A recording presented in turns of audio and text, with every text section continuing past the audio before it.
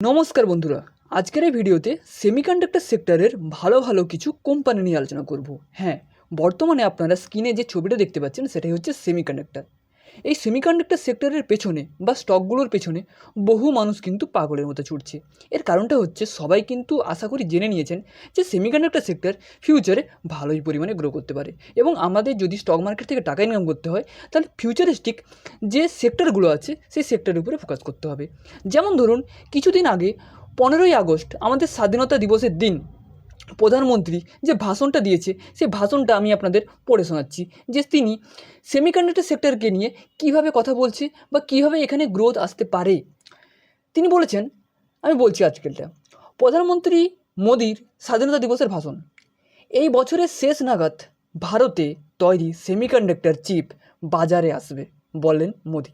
এবং আরও কি বলেছেন, যে ৭৯তম স্বাধীনতা দিবসে জাতির উদ্দেশ্যে ভাষণ দিতে গিয়ে প্রধানমন্ত্রী বলেন, 6টি সেমিকন্ডাক্টর ইউনিট ইতিমধ্যেই মাটিতে আছে। সেমিকন্ডাক্টর ইউনিট বলতে কি, যে প্ল্যান্টগুলো হয়, যেখানে কারখানা বা যেখানে বড় আকারের সেমিকন্ডাক্টর তৈরি হচ্ছে ভারতে, অলরেডি 6টি সেমিকন্ডাক্টর ইউনিট মাটিতে আছে, চলছে ভারতে। এবং এবং 4টি নতুন ইউনিটের সবুজ সংকেত দেওয়া হয়েছে, অর্থাৎ আরও নতুন করে 4টি সেমিকন্ডাক্টর ইউনিট তৈরি হতে চলেছে। তাহলে এই জিনিসগুলো কিন্তু প্রধানমন্ত্রী বলছে। এবং আপনারা দেখবেন যে সমস্ত সেক্টরে গভর্নমেন্ট সাপোর্ট করছে, ইন্ডিয়ার গভর্নমেন্ট সাপোর্ট করছে, সেই সব সেক্টরগুলো কিন্তু ম্যাসিভ হারে গ্রো করে। এবং সেই সব সেক্টরের মধ্যে যে কোম্পানিগুলো আছে, কোম্পানি কথার অর্থ হচ্ছে স্টক, সেই কোম্পানিগুলো কিন্তু ভালো পরিমাণে গ্রো করতে পারে। এবার আপনাদের সেমিকন্ডাক্টর সেক্টরকে নিয়ে স্টাডি করতে হবে, যে কী এই সেমিকন্ডাক্টর সেক্টরের মধ্যে আর কোন কোন কোম্পানি আছে। তো আজকের এই ভিডিওতে দুটো কোম্পানি নিয়ে আলোচনা করব। দুটোর মধ্যে একটা হচ্ছে লার্জ ক্যাপ, একটা হচ্ছে মিড ক্যাপ। দুটো নিয়ে দেখুন কেমন পারফরমেন্স করছে, কী করছে, সেগুলো বুঝুন। বোঝার পরে আপনারাও চেষ্টা করুন আরও বিভিন্ন সেমিকন্ডাক্টর স্টকগুলো খুঁজে বের করতে। ওকে, বাট ভিডিওটি শুরু করার আগে আপনাদের কাছে অনুরোধ, যদি আপনি এই চ্যানেলে নতুন হয়ে থাকেন তো প্লিজ ইনভেস্ট শিখুন এই চ্যানেলটিকে সাবস্ক্রাইব করে রাখুন, কারণ এখানে আমি প্রতিনিয়ত বিভিন্ন স্টক নিয়ে, বিভিন্ন কোম্পানি নিয়ে, বিভিন্ন সেক্টর নিয়ে আলোচনা করব। জানতে হলে, শিখতে হলে ফ্রিতে, হ্যাঁ ফ্রিতে জানতে হলে, শিখতে হলে এই চ্যানেলটিকে সাবস্ক্রাইব করে রাখুন। এবং যদি আপনি আমার সঙ্গে যোগাযোগ করতে চান তাহলে নিচে দেওয়া হোয়াটসঅ্যাপ নাম্বারে অবশ্যই যোগাযোগ করতে পারেন। সেখানে জাস্ট মেসেজ করবেন, হাই স্যার, হাই দাদা, আমি আপনার সঙ্গে সুইং ট্রেডিং শিখতে চাই, বা আমার কোনো সমস্যা হচ্ছে, আমি আপনার কাছে জানতে চাই, শিখতে চাই। আমার সময় হলে অবশ্যই আমি আপনাকে রিপ্লাই করব, যোগাযোগ করার চেষ্টা করব। তো চলুন টপিকে ফিরে আসা যাক। আজকের ভিডিওতে যে দুটো স্টক নিয়ে আলোচনা করব, সেই দুটো স্টকের প্রথম যে কোম্পানি মার্কেট ক্যাপ এখানে দেখছেন 1,00,000 কোটি টাকার মার্কেট ক্যাপের উপরে। 1,00,000 কোটি, ওকে, 1,00,000 কোটি, তাহলে এটাকে বলা হবে একটি লার্জ ক্যাপ কোম্পানি। ওকে, এরপরে আমরা কি দেখব, যে স্টকের পি কিন্তু অনেকটাই হাই। স্টকের পি চলছে 118। ওকে, এরপর স্টকের পিটা যে হাই না খারাপ সেটা আমরা কীভাবে দেখব বলেছিলাম, ইন্ডাস্ট্রিয়াল পি এখানে দেখুন 27, ইন্ডাস্ট্রিয়াল পি 27 চলছে। এবং যদি আমরা স্টকের পি দেখি, স্টকের পি বলছিলাম যে 118, দেখতে পাচ্ছেন 118। ওকে, সো এই জিনিসটা কিন্তু বলে যে কোম্পানিটি একটি ওভার ভ্যালুয়েশনে চলছে। সো এই জিনিসগুলো মাথায় রাখবেন। এরপরে কি দেখব, দেখব যে কোম্পানি ROCE এবং ROE দুটো রেশিও কিন্তু খুবই ভালো। ROCE চলছে 39% এবং ROE চলছে 39, এবং ROE চলছে 32%। তো দুটো রেশিও কিন্তু খুবই সুন্দর।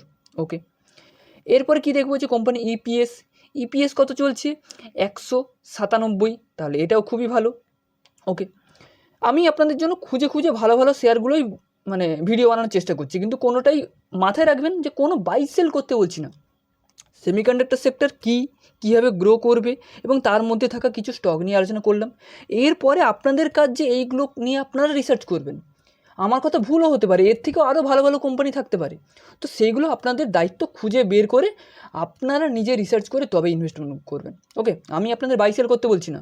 বাই করে আপনারা বলবেন দাদা ফেঁসে গেলাম, এ হয়ে গেলাম, সে হয়ে গেলাম, না, তার দায়িত্ব আমার নয়। আমি জাস্ট আপনাদের শেখাচ্ছি যে কোন সেক্টরে কোন কোন স্টকগুলো আছে, আপনারা কীভাবে স্টাডি করবেন।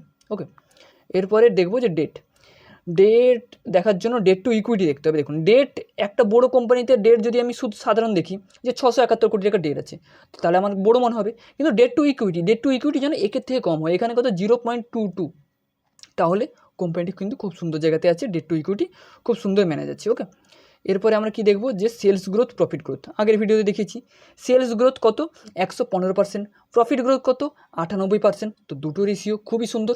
প্রথমে আমাকে এটাই দেখতে হবে যে আমি যে কোম্পানিতে ইনভেস্ট করছি, গভর্নমেন্ট সেই কোম্পানি কোম্পানি ছাড়ুন, আমি যে সেক্টরে ইনভেস্ট করছি সেই সেক্টর গভর্নমেন্ট কতটা সাপোর্ট দিচ্ছে। এক একটা সেক্টর আছে, যেমন ধরুন অনেক কোম্পানি আছে, যেমন গভর্নমেন্ট মানে কোম্পানি বলতে সেক্টর আছে সেখানে গভর্নমেন্টের কোনো ফোকাসই নেই, চুপচাপ বসে আছে, সেই সব কোম্পানিকে ধরে কোনো লাভ নেই, সেখানে ইনকাম হবে না। ইনকাম হবে সেখানে যে কোম্পানির পেছনে একটা স্ট্রং সেক্টর আছে, সেই সেক্টরকে সরকার পুশ করছে বড় হওয়ার জন্য। প্রথমে দেখালাম যে অলরেডি 6টি ইউনিট আছে, আরও 4টি ইউনিটে সবুজ সংকেত দিচ্ছে। তাহলে যখন এইগুলো অ্যাপ্রুভেল হবে তখন এইসব কোম্পানিগুলো ছুটবে। এই সমস্ত কোম্পানি বলতে আরও কোম্পানি আছে, ওকে, আমি ডাইরেক্ট আপনাদের বলতে পারছি না অনেকটা সেবি রেগুলেশনের জন্য, ওকে। এরপরে আমরা কি দেখব যে কোম্পানির কোয়ার্টারলি রেজাল্ট, এটা সবথেকে মেন কেন, যে আমি যে কোম্পানিতে ইনভেস্ট করছি কোম্পানি কোয়ার্টারলি রেজাল্ট কেমন কি করছে, সেলস প্রফিট কেমন কি করছে। এখানে দেখুন, এখানে যদি দেখা হয় সেলস, যেখানে 2024 সেপ্টেম্বরে 11,534 কোটি ছিল, 2024 ডিসেম্বরে সেটা কমে গেছে 10,400, তারপরে 2025 মার্চে সেটা 10,293 কোটি, এবং 2025 জুন মাসে সেটা কিন্তু অনেকটাই বেড়েছে। 2024 সেপ্টেম্বরের থেকে বেড়েছে, 2025 জুনে কত হয়েছে 12,830 কোটি। তাহলে রেভিনিউ কোয়ার্টার অন কোয়ার্টার মাঝখানে আপ ডাউন হয়ে গেছিলো হালকা, কিন্তু বাড়ছে, এটা ভালো, ওকে। এরপরে আমরা কি দেখব যে অপারেটিং প্রফিট সেটাও বাড়ছে। দেখুন অপারেটিং প্রফিট, এইটা হচ্ছে অপারেটিং প্রফিট, এটাও বাড়ছে, ওকে, নো ডাউট। কিন্তু একটা জিনিস এখানে যেটা খারাপ লেগেছে সেটা হচ্ছে অপারেটিং প্রফিট পার্সেন্টেজ, এখানে মাত্র 4%। অপারেটিং প্রফিট পার্সেন্টেজ বলতে কি, কথাটা জাস্ট বোঝানোর জন্য, বাংলা ভাষায় বোঝানোর জন্য বলছি, যে ভাবুন যে আমি একটা জিনিস জাস্ট বোঝানোর জন্য বলছি, আমি জাস্ট একটা জিনিস কিনেছি, আমার তৈরি করতে খরচ পড়েছে 95 টাকা, আমি বিক্রি করলাম 100 টাকাতে, তাহলে আমার লাভ কত হলো 5 টাকা, তাহলে আমি পার্সেন্টেজে বের করলে কত হবে 5%। তো এটাই হচ্ছে তার। অনেক কোম্পানির ক্ষেত্রে দেখবেন অপারেটিং প্রফিট পার্সেন্টেজ 50%, অর্থাৎ সে যদি 50 টাকা তৈরি করছে 100 টাকা বিক্রি করছে, তার অর্ধেকের বেশি প্রফিট, এটাই হচ্ছে অপারেটিং প্রফিট, ওকে। মানে মোদ্দা কথায় জাস্ট সাধারণভাবে বোঝালাম, নাহলে এর পেছনে আরও অঙ্ক আছে, জাস্ট যারা বোঝে না তাদেরকে একটা ছোটো করে বুঝিয়ে দিলাম, ওকে। এরপর দেখুন নেট প্রফিট বাড়ছে, 400, 200 কমে গিয়েছিলো, তারপরে 400, আবার 280।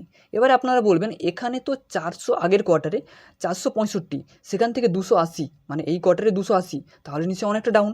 এবার দেখুন এই যে ডাউনগুলো হয় না, এইগুলো আপনাকে দেখতে হবে, শুধু নেট প্রফিট দেখলে হবে না, এর পেছনে ডাউনের পেছনে কারণটা কি দেখুন, আমি দেখাচ্ছি। এখানে দেখুন 465 থেকে 265, দেখুন আগের কোয়ার্টারে তাদের যে আদার্স ইনকাম, এই যে আদার্স ইনকাম, এইখানে কিন্তু তার ইনকাম হয়েছিল 265 কোটি, যেখানে আগের কোয়ার্টার হয়েছিল মাত্র 10, এই কোয়ার্টারে হয়েছে মাত্র 8। তাহলে এখানে 265 হয়েছিল বলেই কিন্তু এখানে নেট প্রফিটে 465 চলে এসেছিলো। তাহলে বুঝতে পারছেন যে এই কারণে নেট প্রফিটটা ডাউন হয়ে গেছে, তা সত্ত্বেও শেয়ার উঠছে। এর কারণ হচ্ছে শেয়ারের যে নেট প্রফিটটা ডাউন হয়ে গেছে, সেটা তার কারণটা হচ্ছে আদার্স প্রফিটটা ডাউন হয়ে গিয়েছিলো বলেই নেট প্রফিট ডাউন, না হলে অন্য সব বেটার, ওকে। এরপরে তাড়াতাড়ি দেখিয়ে দিচ্ছি ইনভেস্টার যদি দেখি, তাহলে প্রোমোটার তাদের স্টেককে কিন্তু হালকা কমিয়েছে, এটাও একটা দেখুন, প্রত্যেকটা কোম্পানির ক্ষেত্রে খারাপ ভালো সব কিছুই আছে, আপনাকে বিবেচনা করতে হবে। প্রোমোটার 32, এখানে একটু কমেছে 28%। এফআইআই সেখানে 22, 23, 21, 20 কমেছে।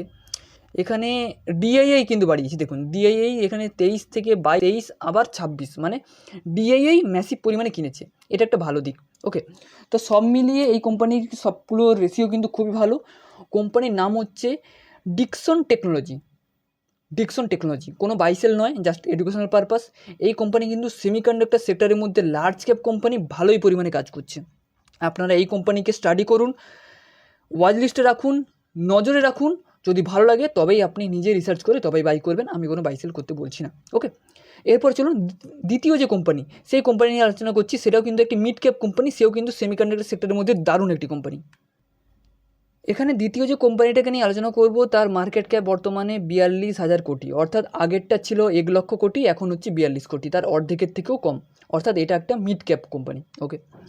এরপরে স্টকের পি যদি আমরা দেখি, তাহলে 132, তাহলে মানে দেখুন যেহেতু সেমিকন্ডাক্টর সেক্টর একটা হাই গ্রোথ সেক্টর, সেখানে তার মধ্যে থাকা যে কোম্পানিগুলো তাদের পিই তো একটু বেশি হবে, কারণ পিইটা সবসময় আগামী দিনের কথা ভেবে হয়। ওকে, সো এখানে তো পিইটা হাই ভ্যালুয়েশন হবে। এবার আপনাকে অপেক্ষা করতে হবে, আপনি যদি ভালো কোম্পানি পেয়ে যান ভালো পিইতে, তাহলে তো বললে দারুণ জায়গায়। এবার আরওসিই যদি দেখি, আরওসিই আরওই দুটো রেশিও কিন্তু মোটামুটি, খুব কিন্তু ভালো নয়। আরওসিই দেখুন 14%, আরওই কিন্তু 11%। সো এই দুটো রেশিও কিন্তু খুব বেশি ভালো লাগলো না। এবারে ইন্ডাস্ট্রিয়াল পি তো 37 দেখিয়েছি আগেরটাতেও, কিন্তু স্টকের পি চলছে 132। তো দুটো রেশিও কিন্তু মিল হচ্ছে না, এখানে ভ্যালুয়েশন অনেকটাই হাই আছে। ওকে, ডেট টু ইকুইটি কিন্তু এখানে বেটার, যে এই কোম্পানিতে কিন্তু ডেট নেই, ডেট প্রায় জিরো বলতে গেলে। ওকে, এরপরে কি দেখাবো যে এফআইআই হোল্ডিং বা সেলস গ্রোথ, দেখুন সেলস গ্রোথও কিন্তু ঠিকঠাক আছে, 43%, 51%, প্রফিট গ্রোথ সব কিছুই ঠিকঠাক আছে। ওকে, এরপরে কি দেখাবো, হ্যাঁ কোয়ার্টারলি রেজাল্ট। দেখুন কোয়ার্টারলি রেজাল্ট যদি আমরা দেখি তাহলে দেখতে পাবো যে এই কোয়ার্টারে কিন্তু হালকা একটু খারাপ এসেছে, কোম্পানির রেজাল্ট হালকা একটু খারাপ এসেছে। কি খারাপ, যদি আমরা ইয়ার অন ইয়ার দেখি, আগের বছর জুন কোয়ার্টারে ছিল 504, এবছর জুন কোয়ার্টারে 2025-এর জুন কোয়ার্টারে হয়েছে 673, তাহলে ইয়ার অন ইয়ার তো বেটার। কিন্তু যদি আগের কোয়ার্টারে দেখি 984 কোটি থেকে এই কোয়ার্টারে এসেছে 673 কোটি, তাহলে কোয়ার্টার অন কোয়ার্টার সেলসটা একটু ডাউন হয়ে গেছে এবং ইয়ার অন ইয়ার সেলসটা কিন্তু বেড়েছে। যেহেতু এই কোম্পানিগুলো ফিউচারিস্টিক কোম্পানি, এই সমস্ত কোম্পানির সেলস প্রফিট কিন্তু কোয়ার্টারলি কোয়ার্টার দেখলে হয় না, কোনো কোয়ার্টারে বাড়বে কোনো কোয়ার্টারে কমবে, তাই আপনাকে দেখতে হবে year on year. Year on ইয়ার কিন্তু খুব সুন্দর জায়গাতেই আছে। ওকে, এরপরে আমরা দেখব যে কোম্পানির নেট প্রফিট। দেখুন কোম্পানির নেট প্রফিট যদি আগের বছর সেম কোয়ার্টার দেখি 51, এই বছর এসেছে 75, কিন্তু আগের বছরের থেকে একটু কমে গেছে, আগের কোয়ার্টার থেকে একটু কমে গেছে। তো ডোন্ট ওয়ারি, সব কিছু ঠিকই আছে, কোম্পানি কিন্তু খুবই ভালো, যেহেতু সেমিকন্ডাক্টর সেক্টরের মধ্যে কাজ করছে। এই দুটো কোম্পানিকে আপনাকে ওয়াচ লিস্টে রাখতে হবে, এবার আপনাকে ডে টু ডে লাইফে ট্র্যাক করতে হবে যে কী হচ্ছে না হচ্ছে এবার দেখতে হবে। কিন্তু এটা শুধু জাস্ট আমি দুটো কোম্পানি নিয়ে আলোচনা করলাম, এছাড়াও আরও বিভিন্ন কোম্পানি আছে যেগুলোতে বর্তমানে আমি নিজেও ইনভেস্ট করছি। সো আপনারা অ্যানালিসিস করুন, খুঁজে বের করুন। ওকে, দেখুন এরপরে দেখব যে কোম্পানির সেলস গ্রোথ, প্রফিট গ্রোথ তো দেখতে পেয়েছেন যে খুবই সুন্দর। ওকে, এরপরে কি দেখব যে ইনভেস্টার প্ল্যান, ব্যালেন্স শিটে গেলেও হতো, ব্যালেন্স শিটে কি দেখব, রিজার্ভ। দেখুন এটাও কিন্তু বেটার, যে কোম্পানির রিজার্ভ যদি আমরা দেখি তাহলে যেখানে 900 ছিল সেখানে 2423 কোটি, এই কোয়ার্টারে এসেছে 2776 কোটি, তাহলে রিজার্ভ কিন্তু ভালোই পরিমাণে আছে কোম্পানির কাছে। এবং বোরিং বলতে ধার কিন্তু প্রায় 323,903, বোরিংটা যদিও এবারে বেড়েছে কিন্তু তবুও রিজার্ভের তুলনায় অনেকটাই কম। তাহলে দেখুন এটাকে কি বলা হয়, যে রিজার্ভ যদি কোম্পানির কাছে বেশি থাকে তাহলে কোম্পানিটা যখন খুশি তার বোরিংটাই কমিয়ে দিতে পারে। বোরিং কথার অর্থ হচ্ছে ধার, সো এটা একটা ভালো দিক। ওকে, এরপরে আমরা দেখব যে ইনভেস্টার প্ল্যানে যদি ক্লিক করি তাহলে দেখতে পাবো প্রোমোটার যেখানে 57% ছিল 57, সেখানে 57, এখানে 53% হয়ে গেছে, কমে গেছে। কিন্তু এফআইআই কমেছে, দেখুন 14 থেকে 14, 11 হয়েছে। ডিআইআই কিন্তু ভালোই পরিমাণে বাড়িয়েছে। এই যে প্রতিনিয়ত আপনারা দেখছেন যে ডিআইআই কন্টিনিউ কিনছে, এই সমস্ত কোম্পানিকে কিনছে। দেখুন ডিআইআই 16% ছিল, 16 থেকে 15 একটু কমে গেছিলো, তারপরে আবার 16, তারপরে এই কোয়ার্টারে এসেছে মারাত্মক 22%, 22.39%, তাহলে দারুণ। ওকে, এবারে যদি আমরা দেখি পাবলিকও কিন্তু বেড়েছে, পাবলিক তো কিনছে, কারণ যত মানুষ জাগরণ হচ্ছে, যে বুঝতে পারছে যে সেমিকন্ডাক্টর সেক্টরে কাজ হচ্ছে, তো অবশ্যই তো তারা কিনবে, তাই না? তো এই জিনিসগুলো হচ্ছে। এবারে এই কোম্পানির যদি নাম বলা হয় তাহলে এই কোম্পানির নাম হচ্ছে কেনস টেকনোলজি। হ্যাঁ, কেনস টেকনোলজি, এই কোম্পানি কিন্তু সেমিকন্ডাক্টর সেক্টরের মধ্যে ভালোই কাজ করছে। দুটো কোম্পানি দেখালাম, একটা লার্জ ক্যাপ, একটা মিড ক্যাপ। দুটো কোম্পানিকে নিজেরা ওয়াচ লিস্টে রাখুন, রিসার্চ করুন, কারোর কোনো কথা শুনে ইনভেস্টমেন্ট করবেন না। ইউটিউবে বহু মানুষ বহু ভিডিও বানাবে, কিন্তু তাদের কথা শুনে কখনো ইনভেস্টমেন্ট করবেন না, তাতে আপনার লস হতে পারে। আপনি সেই কোম্পানিগুলোকে নিজে রিসার্চ করুন, নিজের যদি মনে হয় যে হ্যাঁ ভালো, খুব ভালো, তবেই আপনি সেখানে ইন করবেন। ওকে, সো আজকের এই ভিডিওতে এই দুটো কোম্পানি নিয়ে আলোচনা করলাম। পরবর্তীকালে আরও বিভিন্ন শেয়ার নিয়ে আলোচনা করব, কোম্পানি নিয়ে আলোচনা করব, ফিউচারিস্টিক কোম্পানি। তাই জানতে হলে এই চ্যানেলটিকে সাবস্ক্রাইব করে রাখুন এবং আমার সঙ্গে যোগাযোগ করতে চাইলে এই হোয়াটসঅ্যাপ নাম্বারে মেসেজ করতে পারেন। আমার নাম স্বরূপ গায়েন। ওকে, দেখা হচ্ছে পরের ভিডিওতে।